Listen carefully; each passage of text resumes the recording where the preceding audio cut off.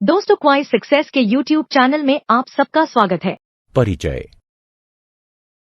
अंकिता, तुम्हें पता है विकास जैविक जन समूहों की आनुवांशिक अभिलक्षणों में अनुक्रमिक पीढ़ियों में होने वाला कोई भी परिवर्तन होता है।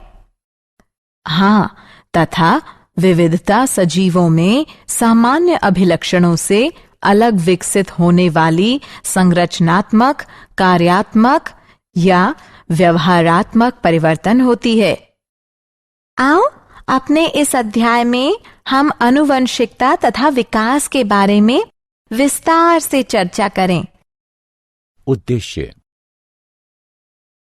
इस पाठ के अंत में आप निम्न करने में सक्षम हो जाएंगे: विकास को परिभाषित करना, जीवन का उद्गम समझना, उपार्जित तथा वंशानुगत लक्षणों को पहचानना, जाति उद्भवन समझना, विकास तथा वर्गीकरण को समझना, अनुरेखण विकासात्मक संबंधों को समझना, जीवाश्म को पहचानना, विकास चरण को समझना, विकास तथा प्रगति में अंतर पहचानना और मानव विकास की प्रक्रिया समझना। विकास एक सतत प्रक्रिया होती है जिससे होकर वर्तमान जीव तथा पौधे जीवन के उद्गम के समय से विकसित हुए हैं। विविधता। जैसा कि हम पहले चर्चा कर चुके हैं कि विविधता सजीवों में सामान्य अभिलक्षणों से अलग विकसित संरचनात्मक, कार्यात्मक एवं व्यवहारात्मक परिवर्तन होती है। विविधताओं का उद्गम तथा संचयन आवश्यक होता है क्योंकि ये विकास के लिए कच्चा पदार्थ प्रदान करती हैं। विविधताओं के प्रकार। विविधता आनुवंशिक या गैर आनुवंशिक हो सकती है। आनुवंशिक विविधता विकास में प्रतिभागिता करती है, जबकि गैर आनुवंशिक विविधता विकास में प्रतिभागिता नहीं करती है। कोशिकाओं की प्रवृत्ति के आधार पर जहां ये विविधता उत्पन्न होती है, दो प्रकार की विविधताएं होती हैं: सोमेटोजेनिक विविधता या उपार्जित लक्षण, भ्रूणीय या ब्लेस्टोजेनिक विविधता। सोमेटोजेनिक विविधता वे विविधताएं होती हैं जो किसी जीव की आयु के दौरान किसी भी समय जीव की दैहिक कोशिकाओं तक ही सीमित होती हैं तथा ये विविधता जीव के साथ ही मृत हो जाती है एवं ये गैर आनुवंशिक होती हैं। ऐसी विविधताएं जीवों के जीन में पाई जाती हैं। ये या तो पहले से ही उनके पूर्वजों में उपस्थित होती हैं या समय के साथ उत्पन्न हो सकती हैं। ये विविधताएं आनुवंशिक होती हैं तथा विकास के लिए कच्चे पदार्थ का निर्माण करती हैं। विविधता के स्रोत। विविधता निम्न कारणों से होती है: उत्परिवर्तन, आनुवंशिक विचलन। उत्परिवर्तन एकाएक, वृहद तथा आनुवंशिक पदार्थ में होने वाला परिवर्तन है। ये परिवर्तन कुछ प्राकृतिक कारकों या मानवीय गतिविधियों द्वारा हो सकते हैं। आनुवंशिक विचलन अवसरगत अस्थिरताओं द्वारा जीन आवृत्ति में होने वाला यादृच्छिक परिवर्तन है। यह समष्टि के आकार के विपरीत अनुपात में होता है एवं इस प्रकार यह छोटी समष्टि में अधिक ग्राह्य है, जिनमें अंतःजनन की अधिक संभावना होती है तथा यह हानिकारक जीनों की होमोजाइगोसिटी की आवृत्ति में वृद्धि करती है। यह बिना किसी अनुकूलन के विविधता प्रदान करती है। जीवन की उत्पत्ति। जीवन की उत्पत्ति के सिद्धांत को डार्विन के प्राकृतिक चयन के सिद्धांत द्वारा सर्वश्रेष्ठ रूप से समझाया गया है। इस सिद्धांत के 3 मुख्य बिंदु हैं: प्रत्येक जीव में जीवित रहने तथा जनन करने की क्षमता है। जनन के दौरान जीव प्रजातियों के साथ विविध अभिलक्षणों में विविधता प्रदर्शित करते हैं। लाभप्रद अभिलक्षणों के साथ जीवों में अधिक जनन करने की क्षमता होती है। वे अभिलक्षण जो जीवों के जीवित रहने में सहायता करते हैं, वे उनकी संतानों द्वारा आनुवंशिक रूप से अपनाए जाते हैं तथा पीढ़ी दर पीढ़ी ये धीरे धीरे बढ़ती हैं या ये प्राकृतिक रूप से चयनित हो जाती हैं। स्टेनले एल मिलर तथा हैरोल्ड सी उरे ने सन 1953 में अपने अनुरूपण प्रयोग में लघु कारक स्थितियों के अंतर्गत अति साधारण यौगिकों से साधारण यौगिकों के गठन को प्रयोग से सिद्ध किया था। उपार्जित तथा वंशानुगत लक्षण। आनुवंशिक अभिलक्षण वे होते हैं जो जनन कोशिकाओं में डीएनए द्वारा नियंत्रित होते हैं तथा एक पीढ़ी से दूसरी पीढ़ी में स्थानांतरित होते हैं। इन अभिलक्षणों में किसी भी परिवर्तन का परिणाम विविधता होती है। उपार्जित अभिलक्षण वे होते हैं जो किसी जीव द्वारा उसके जीवन में उपार्जित किए जाते हैं तथा ये डीएनए में कोई भी परिवर्तन नहीं लाते हैं तथा इस प्रकार अगली पीढ़ी में किसी भी प्रकार से स्थानांतरित नहीं होते हैं। जाति उद्भव।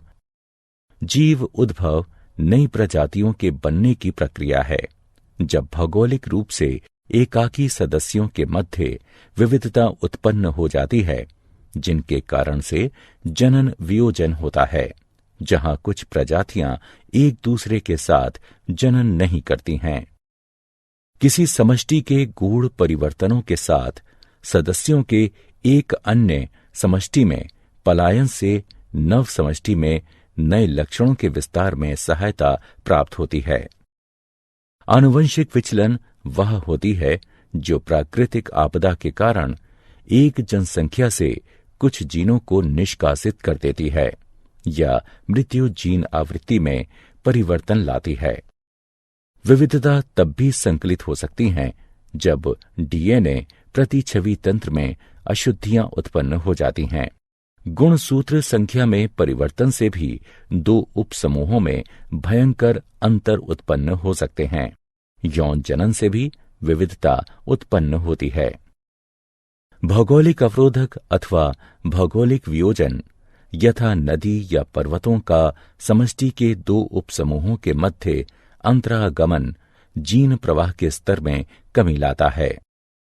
जनन वियोजन दो उपसमूहों के मध्य उत्पन्न होता है, जिसका अर्थ है दो उपसमूह वे लक्षण विकसित कर लेते हैं जो उन्हें एक दूसरे के साथ सहचारी नहीं होने देते। विकास तथा वर्गीकरण। जीवों के मध्य समानताएं हमें उन्हें समूहीकृत करने की अनुमति प्रदान करती हैं। जितने अधिक अभिलक्षण उनमें आम होंगे, उतने ही अधिक वे संबंधित होंगे। जितने निकटतम वे संबंधित होंगे, उतना ही नजदीक उनमें आम पूर्वज होंगे। इसे एक भाई एवं बहन के उदाहरण से अधिक स्पष्ट रूप से समझा जा सकता है। वे निकटतम संबंधित होते हैं क्योंकि उनके पूर्वज समान होते हैं। इस प्रकार हम प्रजातियों के छोटे समूहों का निर्माण हालिया समान पूर्वजों के साथ कर सकते हैं। फिर इन समूहों के उपसमूहों में अधिक समान पूर्वज होंगे। विकासात्मक संबंधों का अनुरेखण। विविध जैविक अध्ययन हमें बतलाते हैं कि अपने उद्भव के बाद से ही जीव अपने नए रूपों में विकसित होने के लिए अपनी संरचनाओं में विविध परिवर्तनों से होकर गुजर रहे हैं। विभिन्न प्रकार के जीवों में कुछ समान प्रकार की विशिष्टताएं विकास के पक्ष में प्रमाण प्रस्तुत करती हैं, क्योंकि उन्हें एक समान पूर्वज से विकसित हुआ माना जा सकता है। कुछ महत्वपूर्ण स्रोत जो जैव विकास के लिए प्रमाण प्रस्तुत करते हैं वे हैं समजात अंग, समरूप अंग। समजात अंग वे अंग होते हैं जिनकी मूल संरचना समान होती है, लेकिन कार्य भिन्न होते हैं। उदाहरण, एक मेढक, पक्षी तथा पुरुष का अग्रबाहु। ये हड्डी की एक ही मूल संकल्पना पर निर्मित होते हैं, किंतु इनके कार्य भिन्न होते हैं, यथा कूदना, उड़ना तथा पकड़ना। समरूप अंग वे अंग होते हैं जिनकी मूल संरचना तो भिन्न होती है, किंतु उनके कार्य समान होते हैं। उदाहरण, कीटों तथा पक्षियों के पंखों की संरचना भिन्न होती है, किंतु वे उड़ने का ही कार्य करते हैं। जीवाश्म। अतीत में रहने वाले मृत पशुओं या पौधों के अवशेषों को जीवाश्म के रूप में जाना जाता है। एमोनाइट यानी अक्षय रुख, नाइटिया यानी मछली तथा राजासुर यानी डायनासोर जीवाश्मों के कुछ उदाहरण हैं। यदि हम मिट्टी को खोदते हैं तथा जीवाश्म को खोजना आरंभ करते हैं तो हम पाते हैं कि सतह के निकट उन जीवाश्मों की तुलना में नए जीवाश्म मिलते हैं जो हमें गहरी सतह में जाकर प्राप्त होते हैं। चलिए हम अब 100 मिलियन पूर्व से आरंभ करते हैं। कुछ अक्षयरुख सागर तट पर मारे गए तथा रेत में दफन हो गए और रेत एकत्र होती गई तथा दाब के चलते रेतीले पत्थर बनते गए। लाखों वर्ष उपरांत एक क्षेत्र में रहने वाले डायनासोर मर गए तथा उनके शरीर मिट्टी में दब गए। यह मिट्टी चट्टानों में परिवर्तित हो गई। चट्टानों में पहले से ही अकशेरुकियों के जीवाश्म थे। इसके और कई लाखों वर्ष उपरांत अश्व जैसे जीवों के शरीर उस क्षेत्र में चट्टानों में दबकर पहले से बनी इन चट्टानों पर जीवाश्म बन गए। कई वर्ष उपरांत क्षरण अथवा जल प्रवाह के द्वारा कुछ चट्टानें हटीं तथा अश्वनुमा जीवाश्मों का पता चला। विकास चरण एक परिवर्तन जो आरंभ में किसी गुण के लिए लाभकारी होता है, बाद में भिन्न कार्यों के लिए भी उपयोगी हो जाता है। उदाहरण, पंख आरंभ में ठंडे मौसम में रोधन प्रदान करने के लिए उपयोगी थे, किंतु कालांतर में वे उड़ान भरने के लिए उपयोगी हो गए। कुछ डायनासोर में पंख पाए जाते थे, हालांकि उन्होंने उड़ने के लिए कभी भी पंखों का प्रयोग नहीं किया। विकास तथा प्रगति में अंतर। विकास में पुरानी प्रजातियां नई प्रजातियों के निर्माण के दौरान विलुप्त नहीं होती हैं तथा अधिकतर पुरानी तथा सामान्य प्रजातियां अभी भी जीवित हैं। विकसित प्रजातियां कभी भी पैतृक प्रजातियों से भिन्न नहीं होती हैं। विकास प्राकृतिक तथा आनुवंशिक विचलन पर आधारित होता है जो एक साथ मिलकर एक ऐसी समष्टि का निर्माण करते हैं जो अपनी पैतृक प्रजाति से वियुक्त होती है। मानव विकास।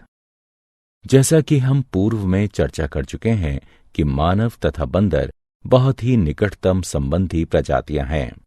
बहुत समय पूर्व इनके पूर्वज समान हुआ करते थे।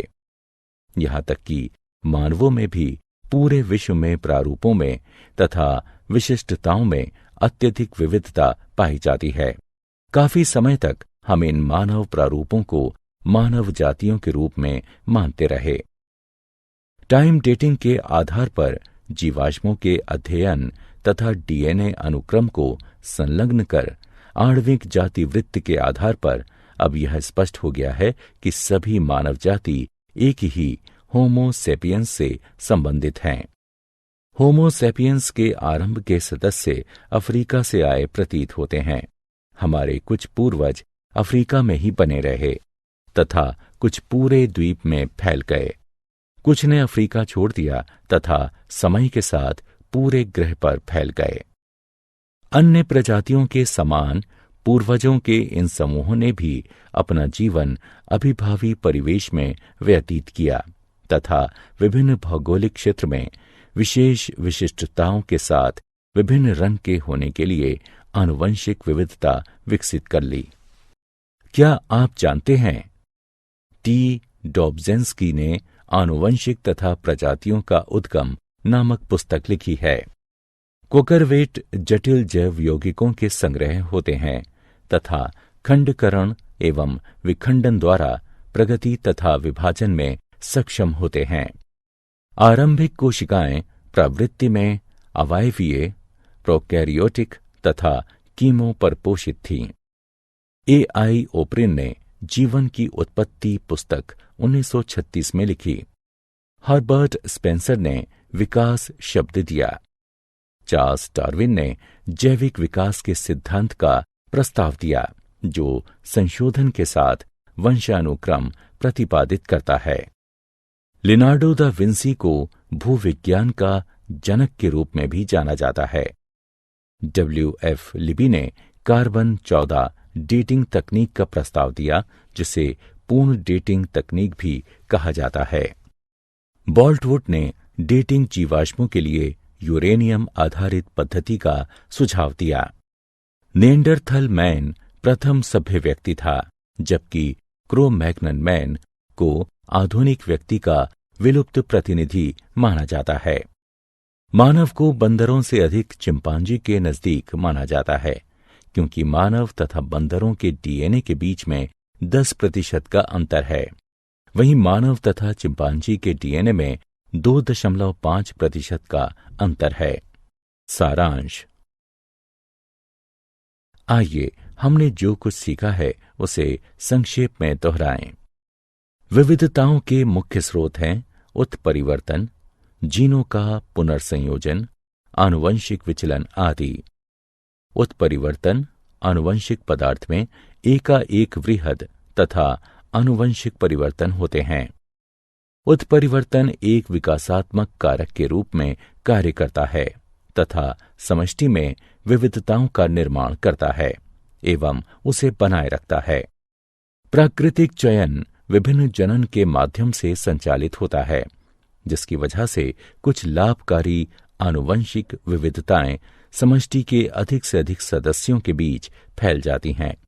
यह उनकी जीन आवृत्ति में वृद्धि करती हैं। आनुवंशिक विचलन पैतृक आवृत्ति में यादृच्छिक परिवर्तन होता है, जो अचानक उतार चढ़ाव से उत्पन्न होता है। आनुवंशिक विचलन कुछ विशिष्टताओं की आवृत्ति में वृद्धि करता है, जिनमें कुछ उत्तरजीविता लाभदायक होते हैं। चार्ल्स डार्विन ने जैविक विकास के लिए प्राकृतिक चयन के सिद्धांत का प्रतिपादन किया। उन्होंने प्रतिपादित किया कि केवल उपयोगी निरंतर विविधता ही विकास में सहायता करते हैं तथा प्राकृतिक चयन एक मिश्रित समष्टि से सर्वश्रेष्ठ अनुकूलित प्राणियों का चयन करता है। जीवन के उद्गम का सबसे स्वीकृत सिद्धांत है कीमोसिंथेटिक सिद्धांत। इसका प्रतिपादन ओपेरिन तथा हेल्डेन द्वारा किया गया था। यह बताता है कि जल में प्राचीन जीवन की उत्पत्ति 4.2 बिलियन वर्ष पूर्व आदि काल में रासायनिक विकास द्वारा पृथ्वी के पर्यावरण में कमी के साथ हुई। इसे प्रयोग द्वारा मिलर तथा उरे द्वारा समर्थन प्राप्त हुआ। जाति उद्भवन में निवर्तमान प्रजातियों से नई प्रजातियों के उद्गम सम्मिलित हैं। जाति उद्भवन उत्तरोत्तर या तात्क्षणिक हो सकता है। उत्तरोत्तर जाति उद्भवन विस्थानिक अथवा पृथक प्राणी समूह हो सकता है, जबकि तात्क्षणिक जाति उद्भव उत्परिवर्तन के द्वारा होता है। विकासात्मक संबंध जीवों के वर्गीकरण द्वारा अनुरेखित किए जा सकते हैं। समजात अंग वे अंग होते हैं जिनकी मूल संरचना समान होती है, लेकिन कार्य भिन्न होते हैं, जबकि समरूप अंग वे अंग होते हैं जिनकी मूल संरचना तो भिन्न होती है, किंतु उनके कार्य समान होते हैं। जीवाश्म वे अवशेष अथवा विलुप्त जीवों के कड़े अंगों की छवियां होती हैं जो तलछटी चट्टानों में संरक्षित की जाती हैं। ये विकास के लिखित दस्तावेज हैं। विकासात्मक संबंध कुछ अंतःकालीन चरणों द्वारा निर्धारित किए जाते हैं। उदाहरण, पंख वाले डायनासोर यह विचार प्रदान करते हैं कि पक्षी भी विशालकाय सरीसृप हुआ करते थे। एक समान पूर्वज कई असमान परिलक्षित संरचनाओं का विकास कर सकता है। उदाहरण, पत्ता गोभी, फूल गोभी, कोहला अरबी, काले, ब्रोकली आदि जंगली पत्ता गोभी के पौधे से। विकासात्मक संबंधों का निर्धारण आणविक वंशागति के आधार पर भी हो सकता है, विशेष तौर पर रक्त प्रोटीन तथा परिवर्तित डीएनए मात्रा। दोस्तों, आपका क्वाइज सक्सेस में स्वागत है। अब बिना समझे रट्टा मारने की कोई जरूरत नहीं। हम लेकर आए हैं पढ़ाई का एक नया तरीका जहां 3D animated videos, AI power test series और ई बुक्स में MCQs और माइंड मैप्स का परफेक्ट कॉम्बिनेशन मिलता है। क्लास 8 से 10 के स्टूडेंट्स के लिए फाउंडेशन कोर्स और क्लास 11 और 12 के स्टूडेंट्स के लिए सक्सेस ब्लूप्रिंट कोर्स, ये सब IIT और IIM अलुमनी के सहयोग से तैयार किया गया है ताकि आपको मिले सबसे भरोसेमंद और रियल एग्जाम एक्सपीरियंस के साथ कॉन्फिडेंस बूस्ट। चाहे इंजीनियरिंग एंट्रेंस हो, मेडिकल एंट्रेंस हो या कोई भी कम्पिटिटिव एग्जाम, अब सक्सेस आपकी मुट्ठी में है। हजारों स्टूडेंट्स पहले ही जुड़ चुके हैं, अब आपकी बारी है। पढ़ो अपने घर से, अपने समय के अनुसार, अपनी सुविधा से। बस QR कोड स्कैन करो और क्वाइस सक्सेस मोबाइल ऐप अभी मुफ्त में डाउनलोड करो। मॉक टेस्ट्स दो, प्रैक्टिस करो और अपने मार्क्स में फर्क देखो। और हाँ, हमारे YouTube चैनल क्वाइस सक्सेस पर रोज देखो नए वीडियो कोर्सेज के लिए। चैनल को सब्सक्राइब करो और अपने दोस्तों को भी जरूर बताओ। धन्यवाद।